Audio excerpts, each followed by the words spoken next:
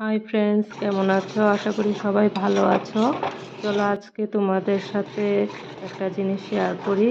তো আমি কি রান্না করছি তোমাদের সাথে একটু শেয়ার করে নিই। আজকে অনেক দিন পরে আবার কাঁকরোলের পুর করব আর কি। তো খেতে ইচ্ছে করছিল তো বানিয়ে নিলাম। এটা বানাতে অনেকক্ষণ টাইম লাগে, তার জন্য ইচ্ছে করে না বানানোর জন্য, কিন্তু আজকে খেতে ভীষণ ইচ্ছে করছিল, তার জন্য বানিয়ে নিলাম। কেমন হয়েছে কমেন্টে কিন্তু জানাবে, আর তোমাদের কার কার ফেভারিট কমেন্টে জানাবে। আর হ্যাঁ, এটা নিরামিষ কিন্তু। নারকেল দিয়েছি, বাদাম দিয়েছি, তারপরে কাঁচা লঙ্কা, সর্ষে আর কাঁকরোলের ভিতরের যে বীজগুলি থাকে এগুলি দিয়ে পেস্ট করে বানিয়েছি আর কি। তোমরা চাইলে পেঁয়াজও দিতে পারো। আর দেখো এখন আমি এগুলি ভেজে নেব। আর যদি হালকা তেলে ভাজো তাহলে তো আরও ভালো, কিন্তু আমি বেশি তেল দিইনি, অল্প তেল দিয়েই সবগুলি ভেজে নিয়েছি।